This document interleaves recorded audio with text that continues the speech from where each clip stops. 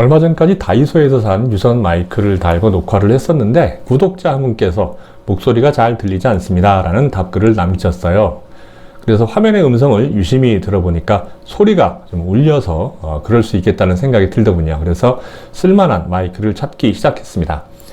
실외 녹화는 하지 않으니까 무선 마이크는 필요가 없을 것 같아서 유선 마이크 위주로 검색을 해봤죠. 제가 지금 달고 있는 이 유선 마이크가 바로 그 검색의 결과물인데 가성비가 좋아서 만족스럽습니다. 그런데 이 마이크를 사기까지의 과정이 예전처럼 쉽지는 않더군요. 왜냐고요? 후기를 가장한 수많은 블로그 광고 때문이었습니다.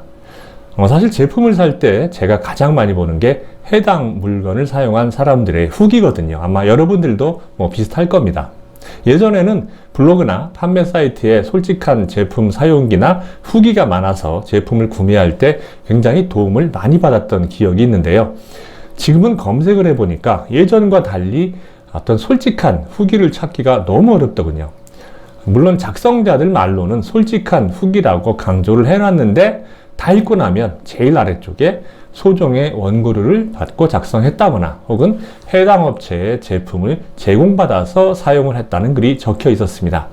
이게 광고일까요? 정말로 솔직한 후기일까요? 여러분들은 과연 어떻게 생각하십니까?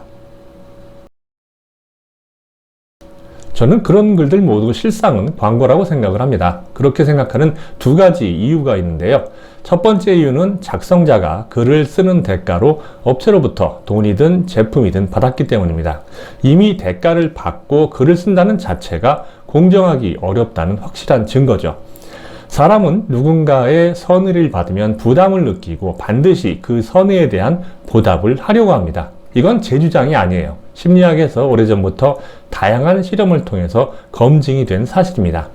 내가 돈이나 혹은 제품을 받기로 한 상황에서 해당 제품의 단점을 있는 그대로 적는다? 이건 불가능하죠. 혹시라도 단점이 보여도 대충 어물쩍 넘어가거나 그 장점을 더 강조하고 대수롭지 않은 수준에서 넘어갈 수밖에 없습니다. 그렇게 대충 넘어간 단점들을 구매자들은 굉장히 중요하게 여길 수 있는 건지도 모르는데 말이죠. 두 번째 이유는 이들이 쓰는 후기는 업체에서 요구하는 일정한 형식과 강조해야 할 포인트를 갖추고 있기 때문입니다.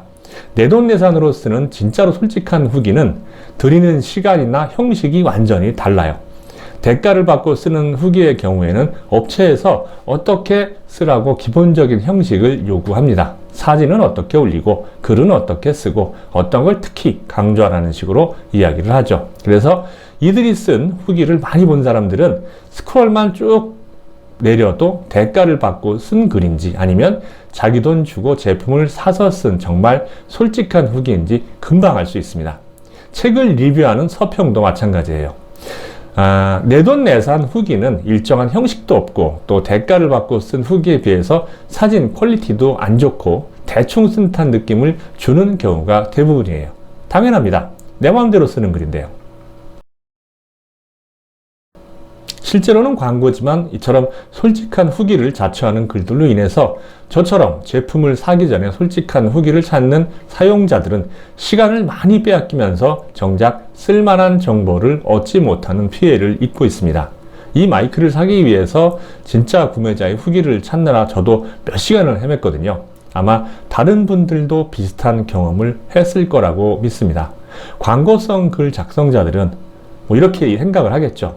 난 대가를 받긴 했지만 솔직하게 후기를 썼어. 이렇게 스스로 위안을 하겠지만 정작 그 글을 본 다른 사람들은 그렇게 생각하지 않는다는 걸 알았으면 좋겠습니다.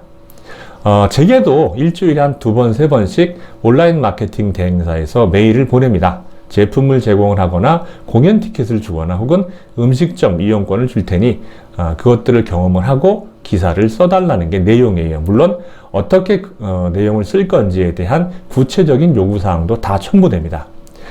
제품도 없고 공연도 공짜로 보고 또 음식도 먹을 수 있으니까 일거양득이라고 생각을 하고 제안을 싹 받을 것 같지만 한 번 더 생각하면 그게 그렇게 쉽지 않습니다.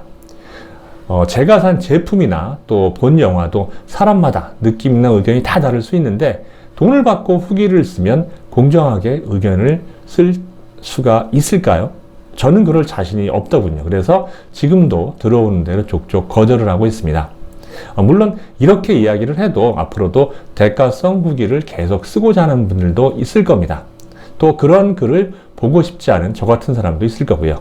그래서 이 기회에 양쪽 모두 만족할 수 있는 개선안을 제안을 하고자 합니다. 어렵지 않습니다.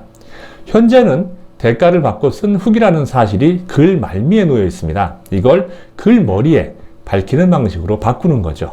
그렇게 되면 내돈내산 후기만 찾는 사람들은 굳이 시간을 들여서 그 글을 다 읽는 헛수고를 피할 수 있고, 또 글 쓰는 사람들도 달라진 게 없으니까 그대로 계속 쓰면 되겠죠.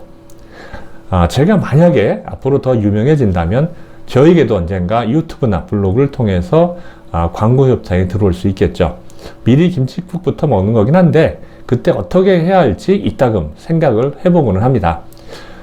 제 입장에서는 변하지 않는 기준은 광고를 했을 때 구매자들이 일단 피해를 보지 않는 게 첫 번째입니다. 그래서 리뷰 대상이 무엇이든 내가 느낀 장점과 또 단점도 있는 그대로 이야기하겠다고 할 겁니다. 그게 만약 안 된다면 제게는 리뷰 기회가 영원히 없겠죠.